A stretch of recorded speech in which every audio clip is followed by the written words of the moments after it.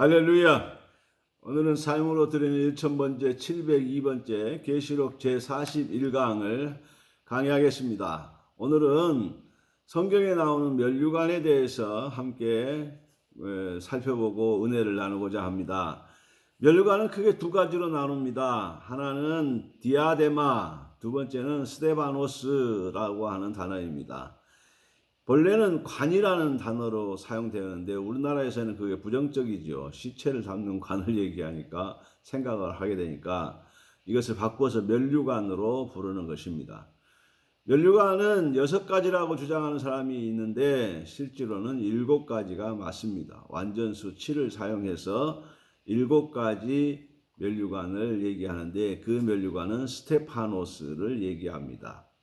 디아데마의 의미는 세 가지를 설명해 드릴 수 있습니다. 디아데마는 왕이 쓰는 왕관을 말한다고 계시록 12장 3절, 13장 1절, 19장 12절에 기록하고 있습니다.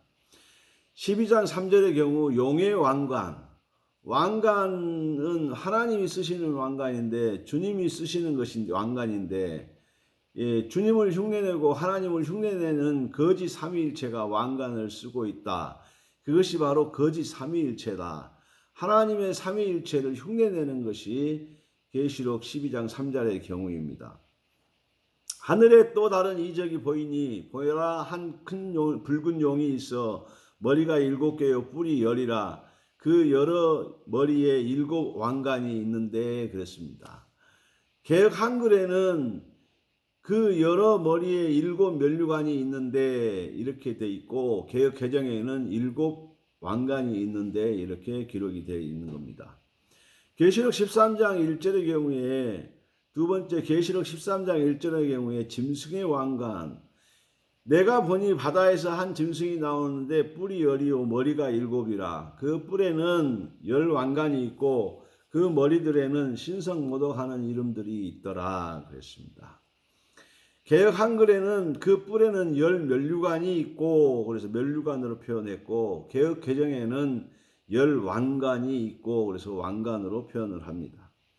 세 번째 계시록 19장 12절의 경우에 그리스도의 왕관입니다. 그 눈은 불꽃 같고 그 머리에는 많은 관들이 있고 또 이름 쓴 것 하나가 있으니 자기밖에 아는 자가 없고 그랬습니다. 개역 한글에는 그 머리에 많은 면류관이 있고 개역 개정은 그 머리에는 많은 관들이 있고 그랬어요. 그래서 귀신은 왕관으로 쓰고 예수님은 관으로 써놨어요. 이거 바꿔야 되겠죠. 자, 용과 짐승이 쓰고 있는 왕관은 그리스도가 쓰신 왕관을 모방한 것이라는 겁니다. 피조물이 왕관을 쓴다고 창조주가 되는 것은 아니죠. 자, 우리가 이제 7가지로 살펴볼 수 있는 면류관 스테파노스를 설명해 보고자 합니다. 스테파노스는 승리자에게 주는 면류관을 말한다고 계시록 2장 10절, 3장 11절, 4장 4절, 10절, 6장 2절, 9장 7절, 12장 1절, 14장 14절 이렇게 기록되고 있습니다. 스테파노스는 나뭇잎으로 엮은 면류관으로 경기의 우승자나 전쟁에서 승리를 쟁취한 사령관에게 주는 관입니다. 초대교회 첫 순교자인 스테파는 그 본 이름의 뜻이 스테파노스입니다. 원어적 의미로는 면류관이라고 하는 뜻이죠. 면류관은 7개로 나눌 수 있습니다. 그 중에 오늘은 2가지만 설명하고 5개는 내일 설명을 드릴 예정입니다. 자, 첫 번째는 썩지 않은 면류관에 대해서 고린도전서 9장 24절과 25절에 기록하고 있습니다. 운동장에서 다름질하는 자들이 다 달릴지라도 오직 상을 받는 사람은 한 사람인 줄을 너희가 알지 못하느냐. 너희도 상을 받도록 이와 같이 다름질하라. 이기기를 다투는 자마다 모든 일에 절제하나니 그들은 썩을 승리자의 관을 얻고자 하되 우리는 썩지 아니할 것을 얻고자 하노라. 아멘. 근대 올림픽 1회가 아테네입니다. 당시 스테파노스는 승리자에게 주어진 면류관이기 때문에 최고의 영광입니다. 지금은 1, 2, 3등까지 상을 주지만 당시에는 한 사람에게만 주어졌다는 것입니다. 상은 한 사람만 받기 때문에 최고의 영광이었습니다. 이처럼 귀한 면류관이라도 나뭇잎으로 엮어 만든 면류관이기 때문에 시간이 지나면 썩습니다. 그 나뭇잎이 뭐냐? 올리브 나무 나뭇잎을 가지고 만든 것입니다. 세상적인 면류관은 시간이 지나면 다 썩습니다. 그러나 그리스도께서 주시는 면류관은 시간이 지나도 썩지 않는다. 그러기에 차별화되는 것이겠습니다. 썩지 않은 면류관은 누구에게 주어지는가? 바울처럼 연약한 자를 사랑으로 돌보고 신앙의 경주에서 승리하기 위해 절제하는 자들에게 주어진다는 것입니다. 자, 두 번째 기쁨의 면류관을 얘기하면 데살로니가전서 2장 19절과 20절에 근거합니다. 이 면류관을 기쁨의 면류관, 또 자랑의 면류관 이렇게 표현할 수 있습니다. 그래서 이것을 두 개로 나누어서 얘기하는 사람들이 있는데요. 이것은 실제로 하나입니다. 그러면 이 면류관은 이 땅에서 주는 것인가? 주님 앞에 만날 때 주님 앞에서 받는 것인가? 주님을 만날 때 주님 앞에서 받는 것입니다. 그러면 우리가 살고 있는 이 땅은 지금 악이 존재하는 땅입니다. 그래서 마음속으로 이 범죄하는 것들이 많기 때문에 내 속에 악이 존재한다는 증거입니다. 우리는 자연스럽게 악을 선택하고 표현을 안 할 뿐이지 마음속으로 범죄하는 경우가 많습니다. 그러나 장차 주님과 만나게 되는 그곳은 악의 삼위일체가 다 불못에 들어가기 때문에 에덴이 회복됩니다. 그러면 그때는 우리가 아무리 좋은 것을 보아도 저것을 가지고 싶다 그런 생각을 갖지 않을 것입니다. 악이 없기 때문에 욕망도 사라지는 것입니다. 그때의 자랑과 악이 존재하는 시대의 자랑과는 다릅니다. 우리가 자랑하는 것은 교만이 되는 것입니다. 내가 당신보다 많이 안다 하는 순간 교만이 되는 것입니다. 내가 너보다 잘났다 교만이 되는 것입니다. 그런데 주님 앞에서 자랑하는 것은 나에게 기쁨이 되지 교만이 아닙니다. 죄가 없는 상태이기 때문에 그것은 다르다는 것입니다. 천국에서 내가 전도한 사람이 천국에 있어 주님 앞에 딱 나타나 폼을 잡아야죠. 주님, 저 친구 잘 아시죠? 예, 제가 전도했습니다. 예, 제가 그렇게 대단한 사람입니다. 이렇게 얘기해도 주님이 어떻게 나무라지 않으시죠? 그래, 잘했다. 너 때문에 저 사람이 천국에 갔구나. 주님이 자랑해도 그것은 자랑해도 나무라지 않으시죠. 예. 자, 우리가 여기에서 기쁨의 면류관과 자랑의 면류관을 나눠버리면 이 자랑하는 면류관은 자랑 잘했다고 주는 면류관이 아니잖아요. 내가 한 것에 대해서 소득을 얻음으로 말미암아서 기쁨을 얻는 거니까 기쁨의 면류관으로 표현해도 잘못되지 않는다 그 말입니다. 자, 우리의 소망이나 기쁨이나 자랑의 면류관이 무엇이냐? 그가 강림하실 때 우리 주 예수 앞에 너희가 아니냐? 너희는 우리의 영광이요 기쁨이라 그랬습니다. 기쁨의 면류관은 누구에게 주어지는가? 첫째, 예수 안 믿는 사람들을 예수님께로 인도하는 자들에게 주어지는 것입니다. 이 땅에 살 동안 자신이 전도한 사람이 마지막 새 예루살렘에서 만났을 때 그 감격과 기쁨을 상상해 보십시오.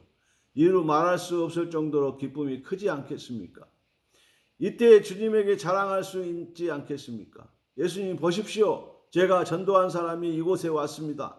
저 사람은 제가 전도한 사람입니다. 이 말을 듣는 주님은 그래 내가 전도하지 않았다면 불못에 가 있었겠구나. 그런데 내가 전도해서 지금 이곳에 함께 있으니 너의 수고가 크다라고 하시면서 칭찬하실 것입니다. 두 번째, 생명을 살리는 자들에게 주는 면류관이 기쁨의 면류관입니다. 그리스도께서 한 생명이 천하보다 귀하다고 하신 말씀은 생명 살리는 일이 그 무엇보다도 귀하기 때문입니다. 이 땅에서 하는 일들 중에서 그 어떤 일보다 중요한 일은 생명을 살리는 일입니다. 그래서 이 일을 감당하는 자에게 기쁨의 면류관이 주어진다는 것입니다. 기쁨의 면류관은 하나님께 받는 칭찬의 표시입니다. 자, 계시록 6장에서 19장까지는 하나님의 진노와 재앙이 쏟아집니다. 4장과 20장에 무지개가 등장하고 없어지고 그렇습니다. 4장에 등장했던 무지개가 20장에까지 가서 없어집니다. 그래서 이 나팔, 대접 이런 재앙은 많은 사람들이 이 세 가지 재앙 중에서 두 가지 재앙은 마지막 재앙을 염두에 두고 예비 단계로 준비하는 단계라고 이야기를 하는데 이것은 하나님을 몰라도 너무나 모르는 것입니다. 재앙, 나팔 재앙, 대접 재앙 이 세 재앙은 세크라멘토라는 겁니다. 그래서 점점 더 세게 나가는 것입니다. 그래서 더 크레센토, 그래서 점점 약하게 시작했다가 점점 세어지는데 왜 그러는가? 돌아오게 하는 데 목적이 있기 때문에 그렇습니다. 우리가 처음부터 강하게 외지를 하는 사람이 없습니다. 처음에는 약하게 했다가 말 안 들으면 좀 더 세게 하고 말 안 들으면 좀 더 세게 하고 하는 것과 같습니다. 학교에서도 그렇고 부모님들도 그렇고 그렇습니다. 진노의 목적은 뭐냐?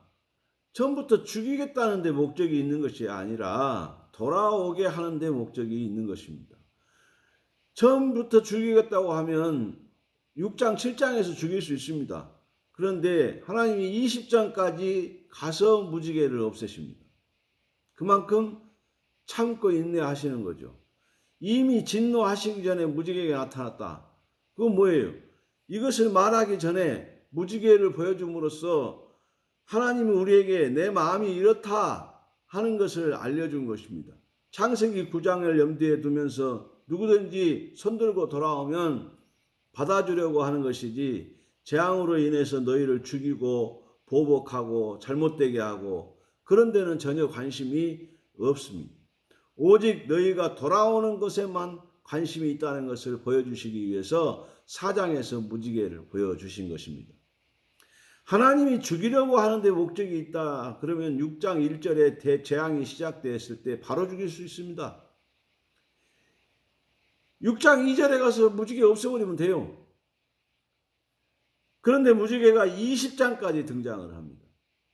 19장에서 재앙이 끝납니다. 이 재앙 안에는 무지개는 없어지지 않았습니다. 재앙이 끝나고 나서 더 이상 할 것이 없어서 이제 불못만 남았기 때문에 그때에서야 하나님이 무지개를 없애시는 겁니다. 마지막 순간에도 돌아오면 받아주겠다라고 하는 것이 하나님 아버지의 의도이십니다. 탕자가 집에 나갔을 때 돌아오기를 바라는 아버지의 심정입니다. 우리는 아버지의 심정을 너무 모릅니다. 1000번이고 10,000번이고 잘못했다고 하면 그리고 돌아오면 피를 뿌려서 정하다고 하신다. 그 말입니다. 주님은 못 사할 죄는 없다. 다 용서해 주신다는 겁니다. 이것이 주님의 사랑입니다. 아버지의 마음이 이것을 전해달라고 우리에게 계시록을 주신 것입니다. 하나님의 마음이 계시록의 결정체이다. 그분의 사랑의 마음이 녹아져 있는 것이 무엇이다? 계시록이다. 그 말입니다. 계시록을 읽으면서 이런 하나님의 마음을 우리가 읽어내야 되고 거기 녹여져 있는 것들을 추출해내야 되는 겁니다. 예수님은 12제자를 똑같이 사랑했습니다. 예수님을 팔려고 했던 가룟 유다까지도 끝까지 사랑하셨고 그가 돌아오기를 바라셨습니다. 마지막에 눈치채도록 계속 이야기를 해주셨어요. 애초에 만찬에 참여하지 못하도록 할 수도 있었습니다. 그런데 끝까지 그를 참석시켜서 깨닫게 하셨으나 그는 깨닫지 못하고 회개하지 못했습니다. 베드로는 맏형까지 세워주셨습니다. 예수님이 안 계실 때 맏형으로서 해야 할 일을 해야 되는데 형제들을 모아놓고 우리 스승이 이렇게 말씀하셨지. 3일 만에 살아나신다고 하셨지. 그러면 우리가 식음을 전폐하고 3일째 되는 날은 반드시 우리가 프랑카드 들고 나가서 주님의 부활을 축하해 드려야 되지 않겠느냐. 이렇게 제자들을 다독거리고 맏형으로서 딱 버티고 있어야 하는데 이 베드로가 어떻게 했어요?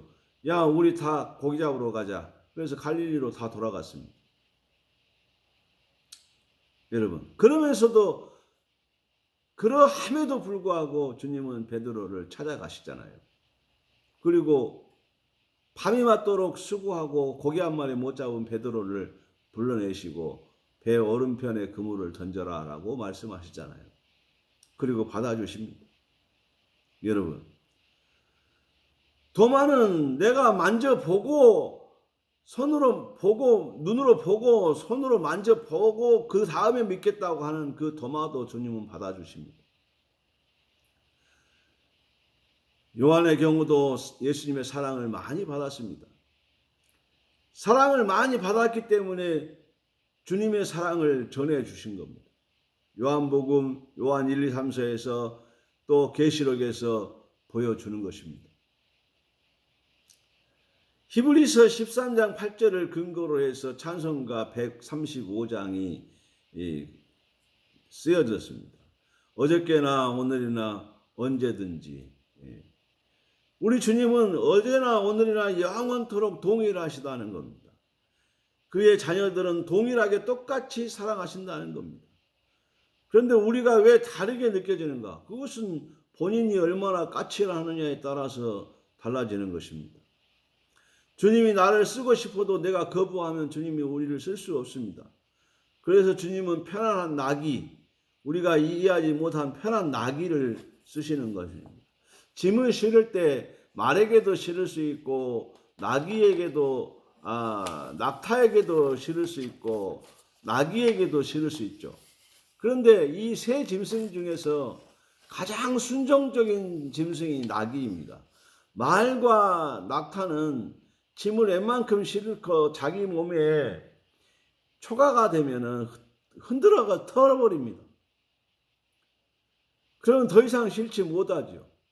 그런데 나귀는 순종적이어서 주인이 싫으면 주저앉을 때까지 버티고 서 있어요. 그래서 말과 나귀가 짐 싣는 것보다 말과 낙타보다 나귀가 짐을 더 많이 실는다고요. 그런데 나귀가 죽는 경우는 어떤 경우냐? 자기 마음 몸집보다 몇 배나 되는 짐을 싣고 가다가 언덕에서나 내리막길에서 이 앞 무릎팍이 꺾이면서 죽는 경우가 다반사입니다. 그렇게 순종적이에요. 예수님이 나귀를 타신 이유가 그런 데 있어요. 대항하고 까칠한 것은 사용하지 않으셔요. 순종적인 사람을 사용하시는 겁니다. 오늘 우리가 주님 앞에 거절하지 않고 순종적인 사람 되어야 할 것입니다. 여러분,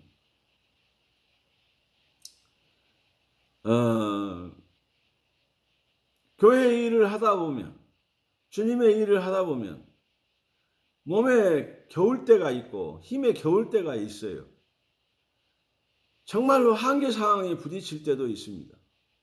그러나 그것 가지고 주님 앞에 왜 나에게 이런 고난을 주시냐고 대항하지 않고 묵묵히 소처럼 나귀처럼 견뎌내는 사람을 주님이 기뻐하신다는 뜻입니다. 그 무엇보다도 생명 살리는 일이 중요한 것이기 때문에 그렇다는 겁니다. 오늘 우리에게 주어진 모든 것은 생명을 살리기 위해서 주어진 것이라는 겁니다. 자기의 사사로이 쓴다고 하면 자기의 사사로운 이익을 위해서 쓴다고 하면 그건 소용이 없는 것입니다. 생명 살리는 일에 모든 것을 쓴 사람이 주님 앞에서는 자랑이 되고 주님으로부터 칭찬을 듣게 되고 기쁨이 되는 것입니다.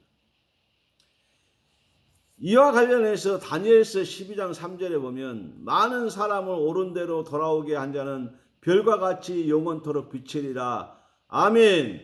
이 말씀은 생명 살리는 일에 쓰이는 사람은 땅에서는 손해를 보는 것 같고 고난이 따르지만 하늘에서는 그 사람이 스타가 된다. 오늘 많은 사람들은 스타가 되기를 원합니다. 그런데 진정한 스타는 누가 되느냐? 생명을 살리는 일에 쓰임받은 사람은 하늘의 스타가 된다는 겁니다. 하나님께서 높여주신다는 겁니다. 우리가 하는 모든 일들은 생명 살리는 일입니다. 생명을 죽이는 데 쓰면 안 됩니다. 내 모든 힘도 시간도 물질도 건강도 남을 죽이는 데 쓰면 안 됩니다. 하나님과 바른 관계를 가지도록 만든 자를 말합니다. 이는 전도자를 말하는 것입니다.